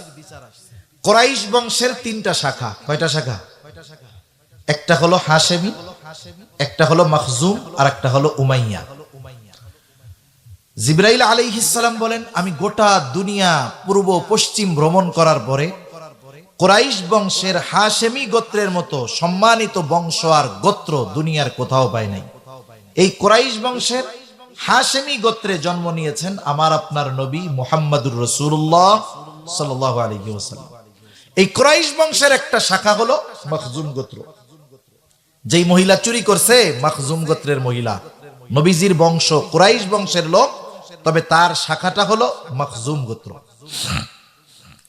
নবীজি হুজরার ভিতর সাহাবায়ে কেরাম পেরেশান হয়ে গেছে যে কুরাইশ বংশের মহিলার যদি চুরির অপরাধে হাত কাটা হয় অন্যরা খুব কথা বলবে, মজা করবে, তিরস্কার করবে। এখান থেকেও একটা বিষয় শিক্ষণীয় আমাদের এলাকাগুলায় বংশ আছে। আপনাদের এলাকায় কি কি আছে? বংশ আছে না? মোল্লা, মুন্সি, কি কি আছে আপনাদের এদিকে? শিকদার। কথার কথা, মনে করেন কোন ব্যক্তির অপরাধ তার বংশ, আত্মীয় স্বজন, বাপ মা কারো উপরে বর্তাবে না। যে অপরাধ করছে সেই অপরাধী। কিন্তু আমাদের দেশের কিছু বদখাসলত আছে। মনে করেন মোল্লা বা মুন্সি গোত্রের একজন চুরি করছে, আছে না এরকম? চুরি করছে আর একজন, আমরা ওই মুন্সি বা মোল্লা গোষ্ঠী বা শিকদার গোষ্ঠীর একজন রে ভাই, ও মিয়া তোমাকে বংশ তো চোরে ভরা, চোরের বংশের লোক তুমি। এরকম বলার সুযোগ ইসলাম দেয় নাই। যে চুরি করছে সে চোর, ওই বংশের আর একজনরে আপনি চোরের বংশ বা চোর এরকম বলবেন কেন? এই বিষয়গুলো আমরা খেয়াল রাখবো। এগুলো আমাদের গ্রামে বেশি হয়। একজনের কথা বলতেছে যে অমুক তো খুব ভালো মানুষ, এই হই। আরে কইও না, অত চুরার বংশের লোক। অত ভালো হইলে কি হবে? অত কিসের বংশের লোক? এই কাজগুলো আমরা কখনো করব না, এতে অপবাদের গুনাহ হবে। ইসলাম যদি থাকতো 80টা বেতের আঘাত খাওয়া লাগতো আমাদের। 80টা বেতের পিটানি এই কথার কারণে দেওয়া হইতো, কারণ ব্যক্তির অপরাধ আমরা পুরো একটা গোত্রের উপরে দিয়ে দিয়েছি। তাইলে কি পরিমাণ খাইতাম আল্লাহই ভালো জানে। তো সাহাবায়ে কেরাম তো নবীর বংশ গোত্রকে মোহাব্বত করে, এই চিন্তা করতেছে যে অমুসলিমরা আছে, এই মহিলার যদি হাত কাটা হয় ওরা বইলা বেড়াবে যে দেখ কুরাইশ বংশের মহিলা চুরি করে আবার হাতও কাটা দেয়। এখন নবীজির কাছে তো জানানোর দরকার যে এই মহিলা কিন্তু মাখজুম গোত্রের, কুরাইশ বংশের। কে জানাবে? যায়েদ রাদিয়াল্লাহু তাআলা আনহুর ছোট্ট একটা ছেলের নাম হলো ওসামা। সবাই মিলে চিন্তা করলো ওসামারে তো নবী মোহাব্বত করে, ওরে শিখায়া দেই। এতটুক বলছে যে তুমি তোমার নানার কাছে গিয়া বলবা যে যেই মহিলা চুরি করছে সে মাখজুম গোত্রের মহিলা। ছোট মানুষ যা শিখায়া দিছে নবীজির কাছে গিয়া তাই বলছে। ছোট মানুষ কখনো মিথ্যা কথা বলে না, আমরা কিন্তু আমাদের ছোটদের মিথ্যা কথা শিখাই। এখন মনে করেন ছোট বাচ্চা মাদ্রাসায় বা স্কুলে যায় নাই, পরের দিন ও তো আর যাইতে চায় না, যে আজকে গেলে যদি মারে, এখন মা শিখায় দেয় তুই যা, তোর হুজুর কিছু কইলে কবি যে তোর পেটে ব্যথা হয়েছিল। আচ্ছা ঠিক আছে, আসলে কি ওর পেটে ব্যথা ছিল নাকি? ও এখন গেছে হুজুরের কাছে, হুজুর বলছে কি ব্যাপার কালকে আসো নাই কেন? বলে হুজুর আমার পেটে ব্যথা হয়েছিল। হুজুরও চালাক, তোমার যে পেটে ব্যথা কে কইছে? আমার মা কইছে আমার পেটে ব্যথা। এই যে ছোট বাচ্চা, আমরা এদেরকে মিথ্যা কথা শিখাই দেই। মনে রাখবেন, বাচ্চারা যে খারাপ হয় এটা ওদের কারণে না, আমাদের আচার আচরণের কারণে। আপনি বিড়ি সিগারেট খান, আপনার পোলাপান মানে বাপ মা যেটা করে এমনি বাচ্চারা ওইটারে ভালো মনে করে। আপনি বিড়ি সিগারেট খান, বিড়ি খান, দেখবেন আপনার ছেলে চিন্তা করবে ও এটা তো ফজিলতের কাজ। আপনি ওই খাইয়া ফালাই রেখা যাবেন, আপনি যে ওইদিক যাবেন ও দেখবেন যে হামাগুড়ি দিয়া 2 টান ও মারা সারা। এজন্য আমরা আমাদের ছোট ছোট বাচ্চাদের আমরা খারাপ বানায় ফেলি। তো ছোট মানুষ যা শিখায় দিছে হুবহু নবীজির কাছে গিয়ে বলছে নানা মহিলার হাত কাটবে, মাখজুম গোত্রের মহিলা। নবীজি বুঝতে পারছে যে ছোট বাচ্চা এই কথা বলে নাই, নিশ্চয়ই তাকে কেউ কথা শিখায় দিছে। নবীজি এবার বাহিরে আসলেন। নবীজি বলতেছেন তোমরা কি আমাকে এমন বিষয়ের জন্য সুপারিশ করতেছো যেই বিষয়ের শাস্তি কার্যকর করার নির্দেশ দিয়েছেন আল্লাহ। নবীজি এইবার লম্বা খুতবা দিলেন। তিনি বলতেছেন শোনো, অতীতে এই কারণে আল্লাহ তাআলা বহুত সম্প্রদায়কে ধ্বংস করে দিয়েছেন যে তারা যখন কোন সম্ভ্রান্ত ব্যক্তি চুরির অপরাধে আটক হইত, ওই ব্যক্তি বড় বংশের মানুষ চুরির অপরাধে আটক হইছে, তাকে শাস্তি দেওয়া হতো না, তাকে ছেড়ে দেওয়া হতো। আর যখন কোন দুর্বল মানুষকে একই অপরাধে আটক করা হইতো তার শাস্তি কার্যকর করা হতো। ব্যাংক থেকে ঋণ নেওয়া হারাম, কোনো সন্দেহ নেই, কিন্তু আমি বোঝানোর জন্য কথাটা বলতেছি। অনেক কৃষক কৃষি ঋণ আনে না, সার ওষুধ কেনার জন্য 5,000 10,000 টাকা আনে, বেচারার ফসল হয় নাই, মায়ের গেছে, হয়তো রোদ বেশি হইছে, পানি দিতে পারে না ঠিক মতো, ফসল হয় নাই। এখন ওই ঋণ 2,000 টাকা বাকি আছে, কাম তো হারাম আগেই কইরা বলছে, কিন্তু ওর ঋণ বাকি আছে 2,000। অনেক কৃষক ধরা খায় 2-3 হাজার 1,000 টাকার ঋণ শোধ করতে পারে নাই, ব্যাংক থেকে পুলিশ আইনা লোক আইনা তারে ধরে নিয়ে যায়। আছে না নাই? আপনাকে নসিব খারাপ যারা এই কাজ করে, যারা চুরিটা বড় করে নাই, কিন্তু যারা 5,000 10,000 কোটি টাকা ব্যাংক থেকে মাইরা দেয়, শুনছেন কোনদিন এরা জেল কাটছে? একই অপরাধ, কিন্তু ওরা ধনী সম্ভ্রান্ত হওয়ার কারণে ওদের বিচার হয় না। ওই একই অপরাধ একজন দরিদ্র যদি করে, গরিব যদি করে, দুর্বল যদি করে, তার বিচার হয়। আমি বোঝানোর জন্য ওইটার এক উদাহরণ আনলাম। দুনিয়ার নিয়মটাই এরকম যে যারা দুর্বল এরা মাসি মাইরা মিয়া ফাঁসির কাস্টে ঝোলার জন্য অপেক্ষা করতেছে, আর যারা সবল 7 কইরা জেলের মধ্যে বাবুর মতো জামাইয়ের মতো ঘুরতেছে। ঠিক কিনা বলেন? নবীজি বলতেছেন দুর্বল যে চুরির অপরাধে ধরা খাইছে তাকে শাস্তি দেওয়া হইতো। এই কারণে অতীতে বহুত জাতিকে আল্লাহ ধ্বংস করে দিয়েছে। এবার নবীজি বলতেছেন শোনো, ওই আল্লাহর শপথ যার হাতে আমার প্রাণ, এই মহিলার জায়গায় যদি মুহাম্মাদের কন্যা ফাতেমাও হইতো, অবশ্যই অবশ্যই এই অপরাধে আমি ফাতেমার হাতটাকেও কেটে দিতাম। এর চাইতে ন্যায় বিচারের বড় উপমা আর কোনোটাই হতে পারে না। এজন্য আপনাদের কাছে অনুরোধ থাকবে, যখন কোথাও কোনো বিচারের সুযোগ আসবে, কেউ ফয়সালা আমার কাছে চাবে, গ্রাম্য সালিশ হোক, দুই প্রতিবেশীর দ্বন্দ্ব হোক, আমাকে যখন বিচারক মানবে, একদিকে আমার বন্ধু আর একদিকে আমার দুশ্মন, তখন আমি বন্ধুর পক্ষ নিয়ে কাম করে দিব নাকি? আল্লাহ বলছেন, শত্রু যদিও শত্রু হয়, খবরদার অবিচার করবা না, ন্যায় বিচার করবা। হুয়া আকরাবুল লিত্তাকওয়া, এটাই তাকওয়ার অধিক নিকটবর্তী। এজন্য এই দুই জিনিস, একটা হলো আমানতদারিতা, দুই নাম্বার ন্যায় বিচার, ইনসাফ। এই দুটো জিনিস যদি আমাদের মধ্যে চলে আসে, তাহলে যেই এলাকায় আসবে ইনশাআল্লাহ ওই এলাকার এই ভালো মানুষগুলোর বদৌলতে আল্লাহ তাআলা তাদেরকে বরকত দিবে। এই দুই ওয়াজ করার পরে আল্লাহ বলতেছেন, ইন্নাল্লাহা নি'ম্মা ইয়াইদুকুম বি, নিশ্চয়ই আল্লাহ কতই না সুন্দর ওয়াজ করলেন, নিশ্চয়ই আল্লাহ কতই না সুন্দর ওয়াজ করলেন।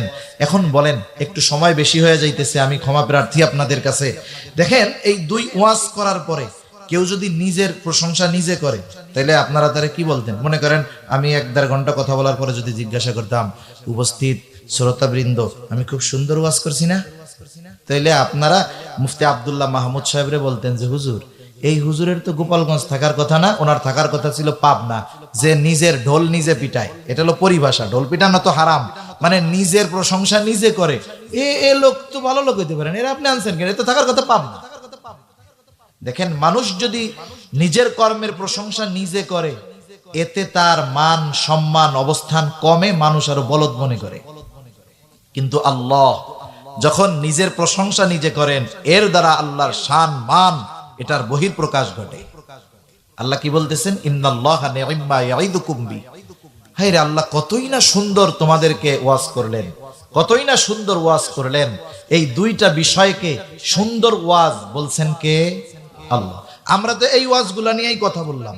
এখন দেখেন, আমি আপনাদের কাছে কথাগুলো আলোচনা করলাম, এখন আমি যাওয়ার পরে আমি তো আর আসবো না। এখন এই কথাগুলোর উপরে যদি আপনারা আমল করেন অথবা না করেন, আমি কি দেখব? মনে করেন এখান থেকে চলে যাওয়ার পর আগামী দিন মানুষ কিন্তু ওয়াজ নিয়েও সমালোচনা করে। কারো গার উপর দিয়ে গেলে সে মনে করেন সাত দোকানে বলবো, অমুক হুজুর আনছে, খালি ঘুষা ঘুষা কথা কয়ে গেছে। এখন এই ওয়াজ শোনার পরে আপনারা কি আলোচনা সমালোচনা করেন, আপনারা করলে করবেন, কিন্তু আমি কি শুনবো? বলেন তো, এই ওয়াজ শোনার পরে আপনারা আমল যদি করেন অথবা না করেন, আল্লাহ কি দেখবে? যদি এটা নিয়ে কোনো আলোচনা সমালোচনা করেন, আল্লাহ কি শুনবে? কেমন যেন এই কথাটাই আল্লাহ বলতেছেন, ও আমার বান্দারা, এত সুন্দর ওয়াজ আমি আল্লাহ করলাম, এই সুন্দর ওয়াজের ব্যাপারে তোমরা কি বলা বলি করো আর আমল করো কি করো না, আমি আল্লাহ দেখি। কেন দেখি? ইন্নাল্লাহা কানা সামিআম বাসীরা, নিশ্চয়ই আল্লাহ তাআলা হলেন সর্বশ্রোতা সর্বদ্রষ্টা, তিনি সব কিছু শুনেন, সব কিছু দেখেন। এজন্য আমরা আল্লাহ তাআলার কাছে সাহায্য চাইব, নিজেরাও সর্বোচ্চ চেষ্টা করব পরিপূর্ণ আমানতদার ও ইনসাফগার হওয়ার। আল্লাহ সুবহানাহু ওয়া তাআলা আমাদের সকলকে পরিপূর্ণ আমানতদার এবং ন্যায়পরায়ণ হওয়ার তৌফিক দান করুন। সকলে বলি আমিন। ওয়া আখিরু দাওয়ানা আনিল হামদুলিল্লাহি রাব্বিল আলামিন।